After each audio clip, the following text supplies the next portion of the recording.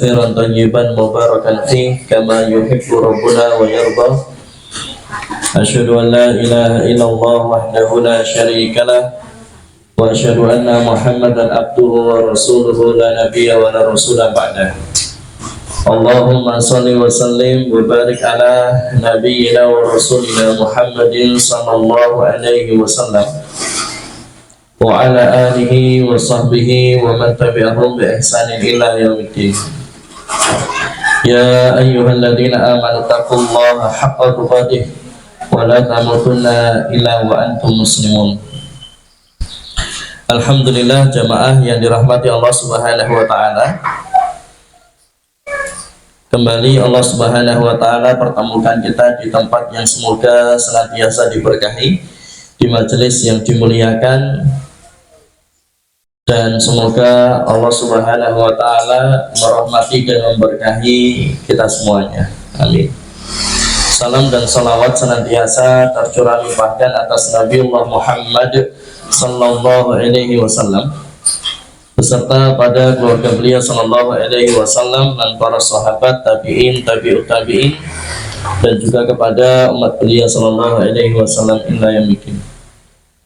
Dan yang ketiga, bertakwalah kepada Allah dengan sebenar-benarnya takwa dan jangan sekali-kali mati kecuali dalam keadaan Islam. Jamaah, kabarnya sehat? Alhamdulillah. Nggak tahu ini kenapa ya kok banyak orang sakit ya. Apa karena cuaca atau karena kondisi tubuhnya, imunitasnya menurun ya, apa karena virus? Yang jelas kita doakan kalau ada saudara kita, teman, keluarga yang sakit, semoga Allah Subhanahu wa taala angkat penyakitnya, semoga Allah berikan kesembuhan yang terbaik, semoga Allah berikan sehat walafiat. Amin. Baik, melanjutkan pembahasan gangguan jin. Kita selesaikan pada hari Jumat ini, berarti tersisa 3, yang mana sebetulnya 3 ini berkaitan, yaitu minumnya datang. Sini.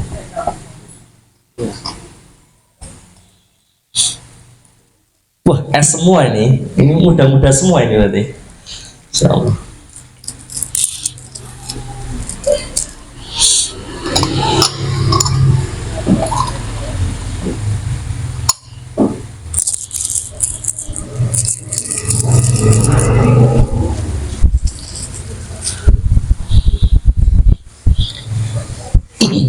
Baik,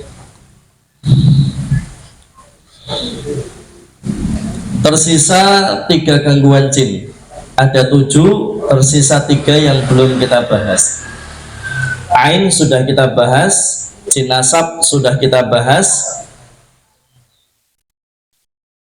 kemudian gangguan jin dari amalan-amalan bid'ah juga sudah kita bahas, sihir sudah selesai kita bahas.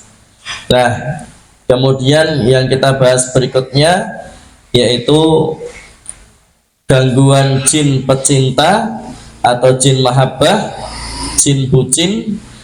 Kemudian yaitu berikutnya jin yang memperparah penyakit ya. Jin yang memperparah penyakit. Kemudian yang terakhir yaitu jin fasik atau jin dolim. Ini sebetulnya ada kaitannya, ketiga-tiganya ini. Nanti insya Allah mulai awal bulan depan kita akan ada praktek ruqyah, praktek ruqyah mandiri. Saya ulangi ya, bukan ruqyah massal, tapi praktek ruqyah mandiri, termasuk nanti dengan media air ya, termasuk dengan media air. Bisa juga nanti pakai madu, kalau memungkinkan ya kurma, nanti pakainya kurma ajwa aliyah ya, pakainya kurma ajwa aliyah. Ini saya bawa kurma ajwa aliyah nih. Nah, nantilah ya. Baik. Berikutnya, alhamdulillah bukunya sudah cetak. Sihir kemarin kan ditulis 9 ya, saya tambahi. Jadi ada kalau tidak salah 11 atau 12 jenis sihir. Sebagaimana yang disampaikan atau pendapat dari Syekh Wahid Abdus Salam Bali, ya, Syekh Wahid Abdus Salam Bali.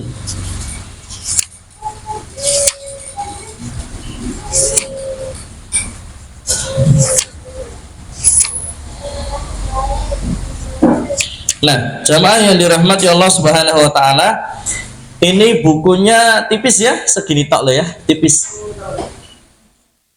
Nanti nek panjenengan tahu yang tebel-tebel ndak malah ngantuk ya. Ini tipis. Jadi buku ini ringkas tapi detail. Tidak bertele-tele, ringkas tapi detail. Makanya yang saya pakai di buku ini itu poin. Nama sihirnya apa? Pengertiannya bagaimana? Cara kerjanya bagaimana? Ciri atau gejalanya bagaimana? Pengobatannya bagaimana?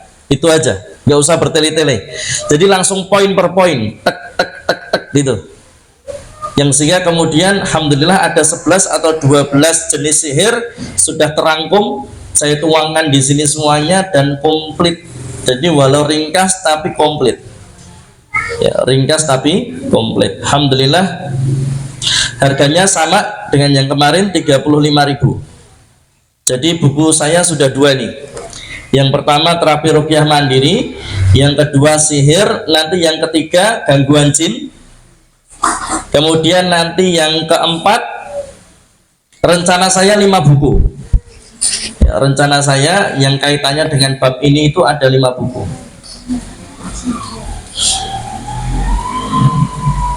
Insya Allah untuk 7 gangguan jin selesai di awal-awal bulan depan, awal sampai pertengahan bulan depan. Kalau selesai 5-5-nya berarti butuh waktu sekitar 2 atau 3 bulan. Ya bagi-bagi waktu. Saya cuma waktu punya 24 jam ya. Kita kok kurang gitu ya, waktu 24 jam gitu ya. Nah, jamaah yang dirahmati Allah Subhanahu wa taala, yang sehingga kalau punya bukunya itu enak. Karena tentunya catatan kita ini belum tentu komplit. Ya, catatan kita belum tentu komplit. Yang sehingga kalau punya buku itu enak. Terus biasanya ada orang kayak saya itu nggak bisa baca tulisan saya sendiri. Jadi pas waktu pengajian itu pokoknya nulis gitu ya, pokoknya nulis lah, ustadznya ya cepet kok ya, saya juga nulisnya cepet. Bareng sampai rumah tak buka lagi, apa ini bacanya ini, Allahu Akbar ya. Nah gitu, jadi tidak semua orang dikaruniai tulisan yang bagus gitu ya. Jadi masya Allah panjenengan yang punya tulisan yang bagus, masya Allah. Kemudian lah, kalau buku kan tulisannya enak ya, pasti semua bisa baca. Kemudian apa, kalau buku itu bisa diwariskan kepada anak keturunan, yang sehingga itu menjadi pahala dari ilmu yang bermanfaat. Dan namanya buku seperti ini kan nggak ada matinya ya, selama bukunya nggak rusak, selama bukunya tidak rusak, tidak terbuang. Bahwa pada saat yang buang buku ada, peh ora diwaca akhirnya peh bar diwaca ya dikilokke. Bahkan ada yang saya waktu itu pernah beli nasi bandeng di Wedangan, itu bukunya buku pelajaran agama. Allahu Akbar ya. Ya, ini jamaah yang dirahmati Allah SWT. Dan juga materi yang saya tulis adalah materi-materi yang jarang dibahas ya, jarang-jarang dibahas di pengajian-pengajian, di majelis-majelis, di masjid-masjid, yaitu kaitannya dengan alam jin dan setan ya. Jadi sambil pengajian di sini, sambil bedah buku kan gitu ya, hidup-hidup bedah buku atau mengkaji buku ya, insya Allah. Ini bisa saya bawanya hari ini cuma 20 buku, mungkin tinggal 19 buku ya. Nah, itu ya. Nah, insya Allah. Nah, jamaah yang dirahmati Allah Subhanahu wa taala, kita lanjutkan pembahasan bab. Oh iya, kemarin kita membahas Nusrah Al-Arabiyah, betul ya? Nusrah Al-Arabiyah.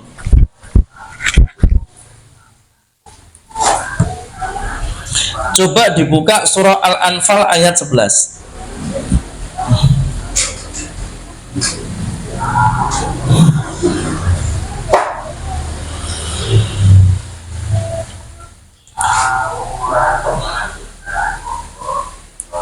Tuh ada tahu bulat tuh ya, iklan.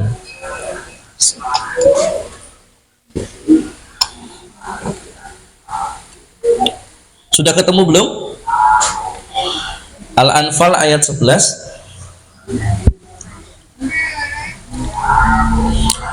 Jadi kemarin ada tambahan membahas tentang Nusrah Al-Arabiyah. Jadi sederhananya, kalau yang namanya ruqyah itu kan sesuatu yang dibacakan, itu namanya ruqyah. Antaku nabi kalamillah au bi asma'illah wa sifatih. Yang namanya ruqyah itu kalimat yang dibacakan. Apa yang dibaca? Ya bisa Al-Quran, bisa Asmaul Husna, bisa zikir, bisa doa yang disunahkan Rasulullah Sallallahu Alaihi Wasallam, atau doa-doa kesembuhan lainnya, baik pakai bahasa Arab ataupun pakai bahasa keseharian kita. Selama itu kalimat yang dibacakan, maka ya kalimat yang dibacakan diniatkan untuk kesembuhan, maka itu namanya ruqyah. Tapi kalau Nusrah Al-Arabiyah itu pakai media. Contohnya Aisyah radhiyallahu anha ketika beliau disihir oleh budak wanitanya sendiri. Aisyah bermimpi dikencingi kemudian sakit. Terus petunjuknya ternyata Nusrah Al-Arabiyah. Kalau Rasulullah kan petunjuknya ruqyah ya. Rasulullah kena sihir, petunjuknya ruqyah. Yaitu apa? Mengambil media atau benda sihir yang ditaruh di dalam sumur Zarwan, yaitu berupa rambutnya beliau yang diikat atau disimpul, dibawa ke hadapan beliau, kemudian ikatannya dibuka sambil membaca Al-Mu'awidat. Nah, membaca Al-Mu'awidat ini itu namanya ruqyah. Tapi kalau Aisyah radhiyallahu anha itu nggak pakai ruqyah, tapi apa? Nusrah Al-Arabiyah, yaitu apa? Mengambil air dari 3 sumur yang berbeda, mengambil air dari 3 sumber yang berbeda, kemudian apa? Dipakai untuk mandi, dan kemudian Aisyah radhiyallahu anha sembuh. Itu nggak pakai kalimat yang dibacakan, nggak pakai ruqyah, tapi hanya pakai media air umbul atau air sumber. Makanya kemarin kita menyinggung tentang apa? Healing ya, healing. Jadi kalau jamaah mau renang gitu, pilih kolam renang yang di situ sumber langsung umbul ya, nggak pakai kaporit. Kemudian atau gerojokan sewu, gerojokan 500 ya. Atau ada gerojokan jumok gitu ya, ada gerojokan mana lagi. Atau kemarin yang kami tawarkan bagus apa? Pantai. Sekalian grounding di situ tanpa alas kaki di atas berjalan di atas pasir, kemudian biarkan badan ini kena ombak laut. Karena ombak laut itu mengandung garam, ya, garam laut. Jadi tanahnya dapat, kemudian garam lautnya dapat. Tapi kalau ke pantai kan mahal ya. Kalau ke pantai mahal. Harus ke Jogja, harus ke Gunung Kidul gitu ya. Lah ada yang lebih ngirit apa? Apalagi di zaman-zaman atau di masa sekarang, air hujan. Maka tadi dibuka surah Al-Anfal ayat 11. id yughashshikumun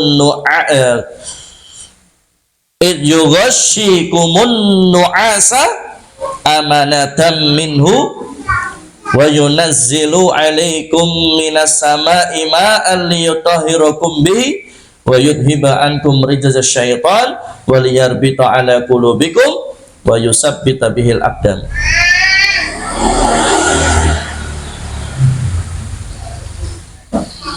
Itu keutamaan air hujan. Makanya kenapa Rasulullah itu kalau hujan maka beliau akan membasahi sebagian dari badannya beliau dengan air hujan. Makanya kenapa orang-orang dulu itu sukanya hujan-hujan. Ya. Jangan kemutan nggih, ibu-ibu ketika masih imut-imut.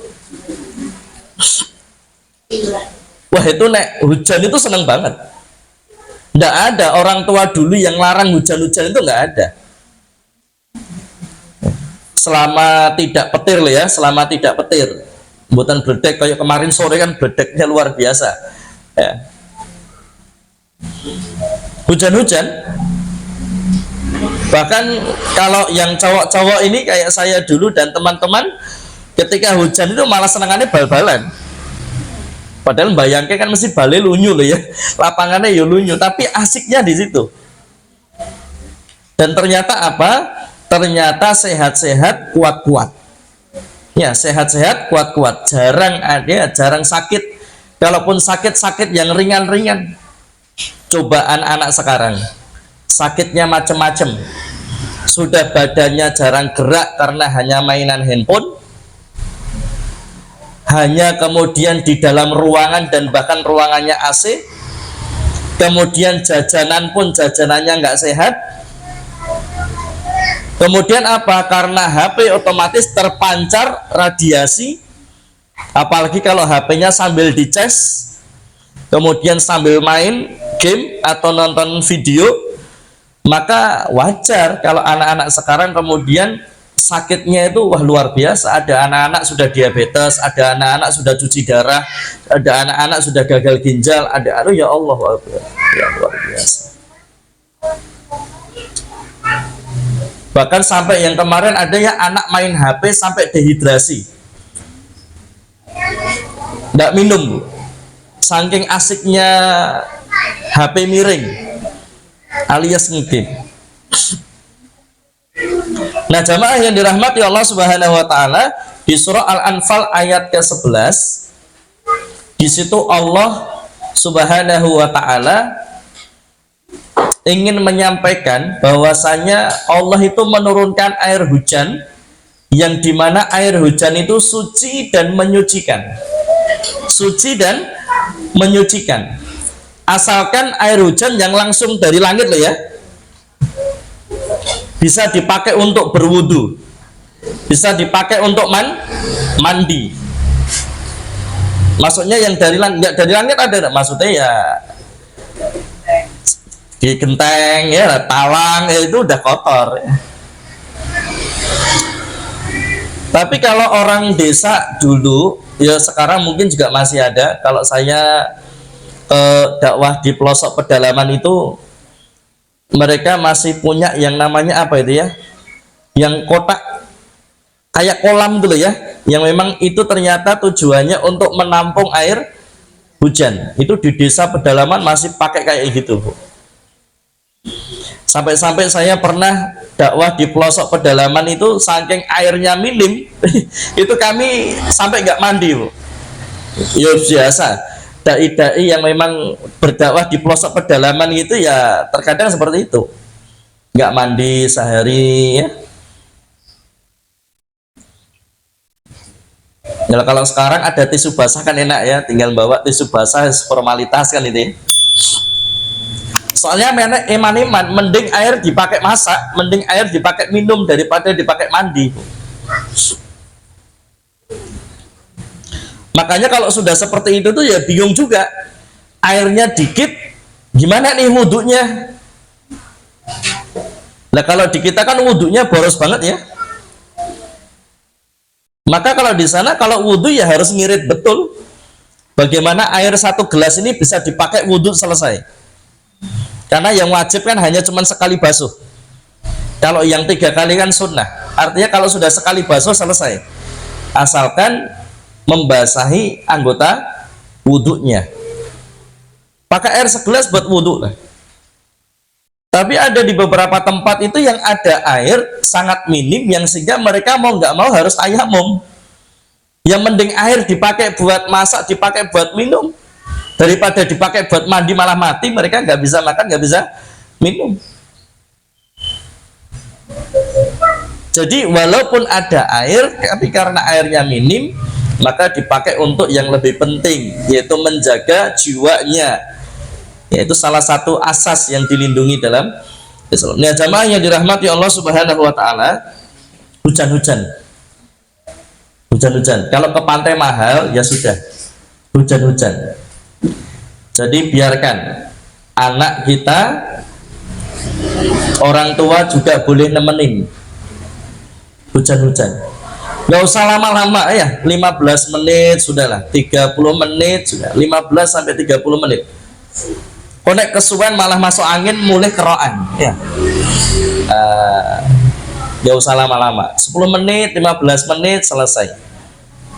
Jadi sambil hujan-hujan jenengan sambil wudhu ya, sambil wudhu kemudian sambil berdoa kepada Allah, supaya kemudian kalau ada aura negatif, energi negatif, gangguan jin, sihir, ain yang ada pada tubuh badan jiwa kita, semoga dengan air hujan itu Allah sucikan, Allah bersihkan. Ya, sekarang masuk musim hujan ini, boleh hujan-hujan ya, insya Allah. Anak-anak hujan-hujan biarkan ya. Kemudian suci menyucikan yang berikutnya apa? Wa yudhiba ankum rijza syaitan, menghilangkan gangguan syaitan. Terapi bu, hujan-hujan itu terapi ya. Ustadz kalau sudah tua ya mesak nih hujan-hujan. Ya sudah, kalau waktu hujan deras itu embernya taruh luar ya, embernya taruh luar. Kemudian apa, setelah selesai penuh embernya atau selesai hujannya, nanti mandi atau wudhu pakai air itu. Itu ya caranya. Itu Nusrah Al-Arabiyah yang dialami oleh Aisyah radhiyallahu anha.